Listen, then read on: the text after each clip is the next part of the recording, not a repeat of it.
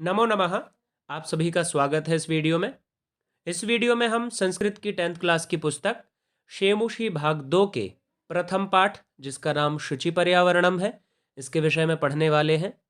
चलिए तो देखते हैं इस चैप्टर में क्या है और आगे पढ़ते हैं, समझते हैं। अब यहाँ चैप्टर के विषय में सामान्य जानकारी दी हुई है, इसे हम पढ़ लेते हैं। लिखा है, अयम पाठः आधुनिक संस्कृत कवेः हरिदत्त शर्मणः लसल्लतिका इति रचना संग्रहात संकलितोस्ति। इसका अर्थ होता है, अयम पाठः मतलब यह पाठ आधुनिक संस्कृत कवेः हरिदत्त शर्मणः मतलब आधुनिक संस्कृत के जो कवि हैं हरिदत्त शर्मा, इनकी एक रचना संग्रह है जिसका नाम है लसल लतिका। मतलब जिसमें बहुत सारी रचनाएं हैं, उसका एक संग्रह जिसको लसल लतिका उन्होंने नाम दिया है। उससे रचना संग्रहात मतलब जो रचना संग्रह है उससे, पंचमी विभक्ति लगी है यहाँ पर, उससे संकलित है मतलब वहाँ से लिया गया है। अत्र कविः महानगराणां यन्त्राधिक्येन प्रवर्धितप्रदूषणोपरि चिन्तितमनाः दृश्यते। इसका अर्थ होता है, अत्र कविः मतलब यहाँ कवि, अत्र मतलब यहाँ, अत्र मतलब इस चैप्टर में, इस पाठ में यहाँ कवि महानगराणां यन्त्राधिक्येन प्रवर्धितप्रदूषणोपरि चिन्तितमनाः दृश्यते। मतलब यहाँ जो कवि हैं वो महानगरों के, जिसमें षष्ठी विभक्ति लगी है, तो महानगरों के यंत्राधिक्य न मतलब यंत्रों की अधिकता के कारण प्रवर्धित प्रदूषणों पर ही, जो बढ़ा हुआ प्रदूषण है उसके ऊपर चिंतित मनाह मतलब चिंतित दृश्यते दिखाई देते हैं। सह कथयति वह कहते हैं, यत् कि इदं लौहचक्रम शरीरस्य मनसश्च शोषकम अस्ति। अब यहाँ पर कह रहे हैं कि ये जो लौह चक्र है, जो शहरों में बढ़ गया है, यंत्रों में जो लौह चक्र का प्रयोग हो रहा है, वह क्या करता है, वो शरीर का और मन का शोषण करता है। तो वो कह रहे हैं कि ये जो लौह चक्र है शरीरस्य मतलब शरीर का, मनसश्च मनसः च मतलब मन का भी शोषक यानी शोषण करता है। अस्मात् एव वायुमंडलम मलिनम भवति। अस्मात् मतलब उससे मतलब इससे, किससे, तो ये जो लौह चक्र है इससे वायुमंडल मलिन होता है। कवि ही महानगरीय जीवनात् सुदूरम नदी निर्झरम वृक्ष समूहम लता कुंजम पक्षिकुल कलरव कूजितम वन प्रदेशम प्रतिगमनाय अभिलषति। ये पूर्ण वाक्य है। यहाँ इसका अर्थ समझते हैं। कहते हैं कवि यहाँ पर कह रहे हैं, मतलब कहा जा रहा है कवि के विषय में, अत्र कवि ही महानगरीय जीवनात्, जो कवि है वो महानगर के जीवन से, महानगरीय जो जीवन है उससे, सुदूरम मतलब बहुत दूर, नदी निर्झरम वृक्ष समूहम लता कुंजम पक्षिकुल कलरव कूजितम वन प्रदेशम प्रतिगमनाय अभिलषति। मतलब यहाँ पर इसका अर्थ ये है कि जो कवि हैं वो वन प्रदेश की ओर जाना चाहते हैं। अब वन प्रदेश वो कैसा होगा, वो नदी निर्झर से परिपूर्ण, वृक्ष समूह से परिपूर्ण, लता कुंज जहाँ हो, पक्षी कुल कलरव से कूजित हो, पक्षियों के समूह से जो आवाज़ करता हुआ समूह है पक्षियों का, उससे बढ़िया कूजित हो, ऐसे वन प्रदेश की ओर जो कवि हैं वो जाने की अभिलाषा इस चैप्टर में करते हैं। तो चलिए अब चैप्टर को भी स्टार्ट करते हैं। ये चैप्टर का सामान्य परिचय था, सामान्य जानकारी थी। चैप्टर का पहला पद्य हम देखते हैं। तो पहला पद्य हम देखते हैं। लिखा है, दुर्वहमत्र जीवितम जातम प्रकृतिरेव शरणम शुचि पर्यावरणम। इसे हम तोड़कर आसानी से समझ लेते हैं। दुर्वहम अत्र जीवितम जातम। दुर्वहम मतलब होता है दूभर, मुश्किल, मतलब प्रॉब्लम से भरा हुआ। अत्र मतलब यहाँ, यहाँ मतलब नगरों में। जीवितम मतलब जीवन, जातम मतलब हो गया है।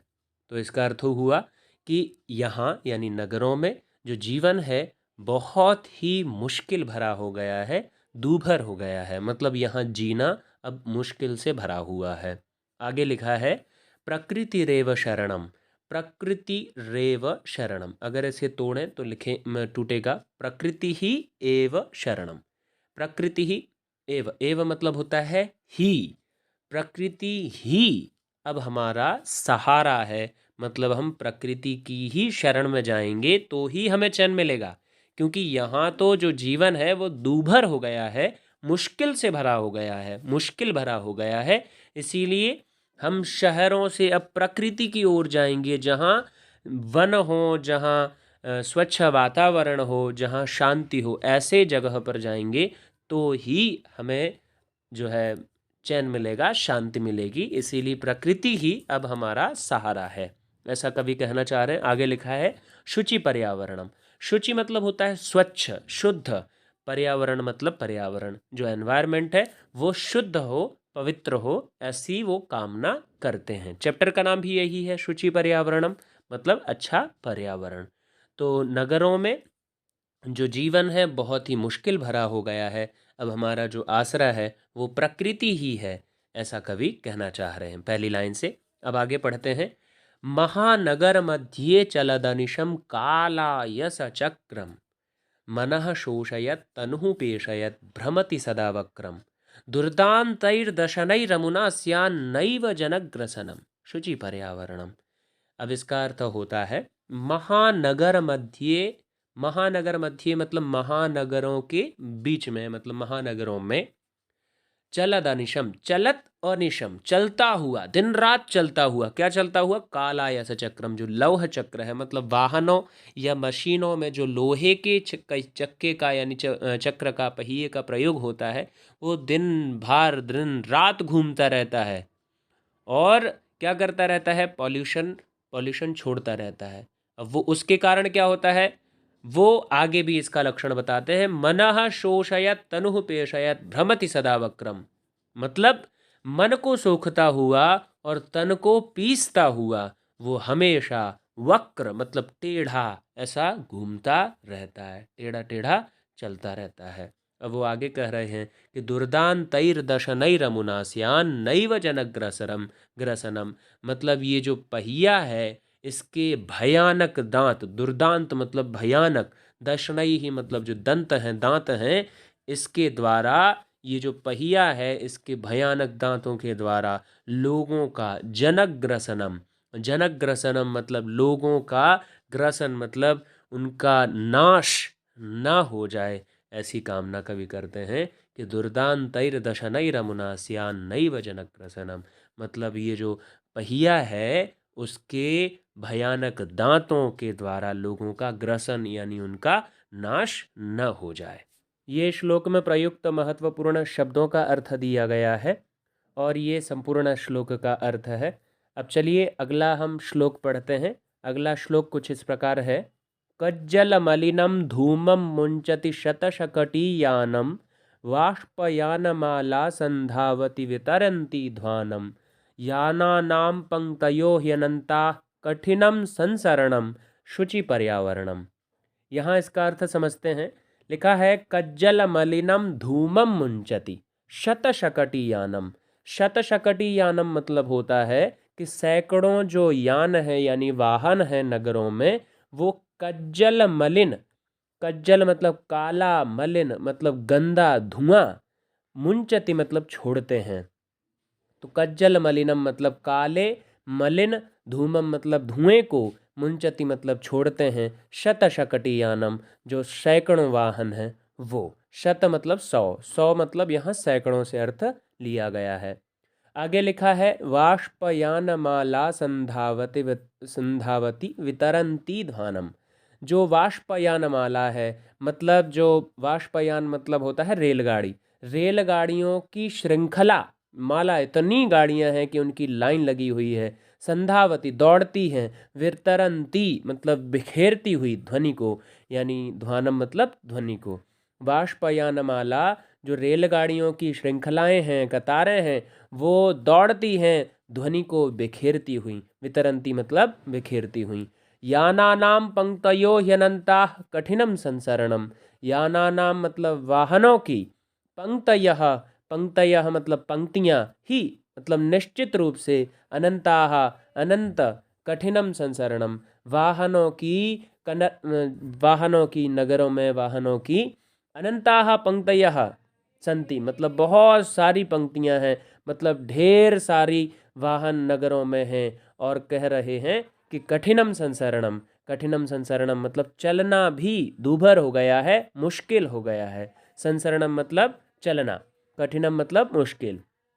तो यानों की बहुत सारी पंक्तियां हैं जिसके कारण नगरों में चलना तक मुश्किल हो गया है, कठिन हो गया है। अब तो शुचि पर्यावरण मतलब शुद्ध पर्यावरण, अच्छा पर्यावरण ही हमारा आसरा है। अब यहाँ फिर से श्लोक में आए हुए महत्वपूर्ण शब्दों का अर्थ दिया गया है और ये संपूर्ण श्लोक का अर्थ।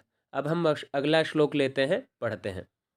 वायुमंडलम भृशम दूषितम न हि निर्मलम जलम कुत्सित वस्तु मिश्रितम भक्ष्यम समलम धरातलम करणीयम बहिरंतर जगति तु बहुशुद्धिकरणम शुचि पर्यावरणम। इसका अर्थ होता है वायुमंडलम मतलब वायुमंडल, भृशम मतलब अत्यधिक बहुत ज़्यादा, दूषितम मतलब दूषित, न ही मतलब नहीं है, निर्मलम जलम शुद्ध जल। मतलब कहने का अर्थ है कवि का कि वायुमंडल बहुत ज़्यादा दूषित हो गया है और निर्मल जल भी उपलब्ध नहीं है। इतना अधिक दूषित है वायुमंडल कि निर्मल जल भी उपलब्ध नहीं हो रहा। कुत्सित वस्तु मिश्रितम भक्ष्यम समलम धरातलम। कुत्सित मतलब होता है जो खराब हो, जो अच्छा नहीं हो, उस वस्तु से मिश्रित भक्ष्य हो गया है। भक्ष्य मतलब जिनको हम खाते हैं, भक्ष्य मतलब जिसको खाया जा सके, मतलब भोजन से संबंधित जितनी भी चीज़ें हैं वो मिलावट से युक्त हैं, उनमें मिलावट हो चुकी है, उनमें अनावश्यक और खराब वस्तुओं को मिलाया गया है। और समलम धरातलम, जो धरातल है, पृथ्वी है, वो समल हो गई है मल सहित। मल मतलब गंदगी के सहित, मतलब पृथ्वी गंदगी से युक्त हो गई है। और करणीयम बहिरंतर जगति तु बहुशुद्धिकरणम। अब कवि कह रहे हैं कि यहाँ पर ऐसी स्थिति देखते हुए बहि ही अंतः मतलब इस जगत में, करणीय मतलब करना चाहिए, बहि ही मतलब बाहरी और अंतः मतलब आंतरिक, जगति मतलब इस जगत में, इस विश्व में बहुत अधिक शुद्धिकरण निश्चित तौर पर किया जाना चाहिए। कैसा शुद्धिकरण? बाहरी मतलब जो दिख रहा है, पृथ्वी समलम हो गई है, उसकी गंदगी साफ करनी चाहिए। और ये जो भक्ष्य में कुत्सित वस्तु मिलाई जा रही हैं, इसके लिए लोगों के मानसिक शुद्धता की भी आवश्यकता है। इसलिए जगत में बाहरी और आंतरिक शुद्धिकरण करना चाहिए। और अब तो शुद्ध पर्यावरण ही हमारा आसरा, हमारा सहारा है। ये श्लोक में प्रयुक्त महत्वपूर्ण शब्दों के अर्थ और ये संपूर्ण श्लोक का अर्थ दिया गया है। चलिए इसी प्रकार हम अगला श्लोक समझ लेते हैं। अगला श्लोक कुछ इस प्रकार है। कंचित कालम नयमामस्मान् नगरात् बहुदूरम प्रपश्यामि ग्रामान्ते निर्झर नदी पयः पूरम एकांते कांतारे क्षणमपि मे स्यात् संचरणम शुचि पर्यावरणम शुचि पर्यावरणम। इतना होने के बाद अब कवि कहते हैं कंचित मतलब कुछ, कालम मतलब समय, कुछ काल के लिए, नय मतलब ले जाओ, माम मतलब मुझको। अब यहाँ पर कुछ शब्द जुड़े हुए हैं। माम मतलब मुझको, अस्मात् नगरात इस नगर से, इन नगरों की दुनिया से, बहुदूरम बहुत दूर। अब कवि थोड़ा सा यहाँ खींच कर एक भावना अपनी व्यक्त करते हैं कि ये जो नगरों में हो रहा है ये बड़ा ही मुश्किल भरा है, बड़ी ही दिक्कत भरी जो जिंदगी है मनुष्य की हो गई है। अब तो कवि कहना चाहते हैं कि कुछ समय के लिए मुझे इस नगर से, इन नगरों की दुनिया से बहुत दूर ले जाओ। कंचित मतलब कुछ काल के लिए, कंचित काल मतलब कुछ काल के लिए, नय ले जाओ, माम मतलब मुझको, अस्मात् नगरात इस नगर से, बहुदूरम मतलब बहुत दूर। अब कवि कहते हैं कि प्रपश्यामि ग्रामांते निर्झर नदी पयः पूरम। मैं तो नगर से दूर कहीं गांव जा करके, गांव की सीमाओं पर, प्रपश्यामि मतलब देखूंगा या देखना चाहता हूँ, ग्रामांते मतलब गांव की सीमाओं पर, निर्झर मतलब झरने, नदी मतलब नदियाँ, पयः पूरम मतलब पानी से भरे हुए जो तालाब हैं उनको मैं देखना चाहता हूँ या देखूंगा। और एकांते कांतारे क्षणमपि मे स्यात् संचरणम।